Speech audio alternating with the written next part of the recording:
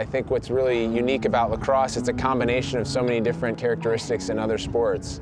So you have the contact of American football and rugby, you have the endurance of soccer, you have the skill of hockey, right? It's a stick and ball sport. And I think the finesse and the agility of basketball, a lot of two-man game, pick and roll. So that amalgamation of all those games is what really interests me and kept my attention, and to this day still figuring out new ways to improve. I've been playing internationally for 8 years now, so it's been quite an honor. I've played in 2 World Games, and we're preparing for our 3rd now, which will be next summer. It's just a really awesome experience to help build kind of the next evolution of Team USA and just representing the growth of the sport more broadly. This is my 3rd season with the New York Lizards.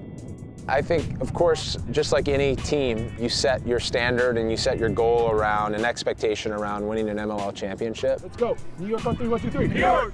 But I like the journey and the process, learning about other guys and other skills and building relationships. And you have to focus, I believe, on culture.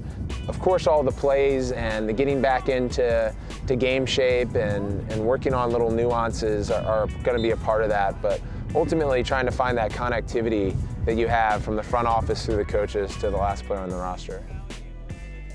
I like to think that all of our training has to be kind of 360, very dynamic. We have to be able to push hard. We have to be fit enough to go long distance, because it's equipment too. Our equipment can be heavy, not as heavy as American football, but that weighs down on you and puts a lot of pressure on your joints. And flexibility and mobility is critical. Different than American football, where a receiver has a route tree and knows exactly where he's going on that play.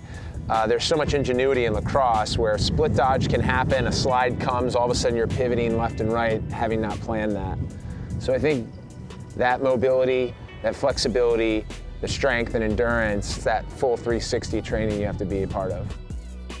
I play midfield. Midfielders, like in soccer, play offense and defense. The most important attribute you can have as a player is really quality technique.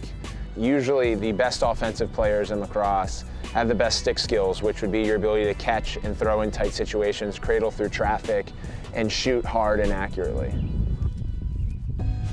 A shot in lacrosse is similar to a modern golf swing, where there is your standard technique, but as we've seen in golf, there are some non-traditional swings now on the tour that have been really successful, and I think you see that in lacrosse too. I think what you figure out is like what makes sense for your body, how mobile you are, and where your strengths are, and develop your shot based on that.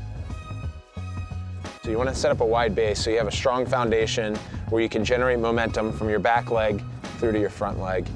Get your arms away from your body so you're creating more leverage. And then as you turn, start with your core, rotate through, and you're kind of pushing and pulling your arms. So your top hand is usually pushing through and your bottom hand is pulling down. And that's that kind of big motion and then the flick. Your margin for error is going to fluctuate based on the time of year, based on the weather. It's an outdoor game. So focus on just trying to get the ball in net, because if you can't get the ball in net, then you're not going to score. I think I would characterize myself as probably a thrasher. I like to have the ball on my stick. I like to dodge, take on defenders one-on-one. I like to shoot. I don't tend to pass up many shots that at least I can get my hands free and a look on goal. But I also love setting up my teammates. In my first year with New York, we won a MLL championship, so it was pretty exciting. And then we ended up losing in the semifinals last year. So I've had a really good campaign, and the second campaign was good, but not great. This year, I'm really eager to try and combine best practices from both and embrace that uncertainty and see where we end up.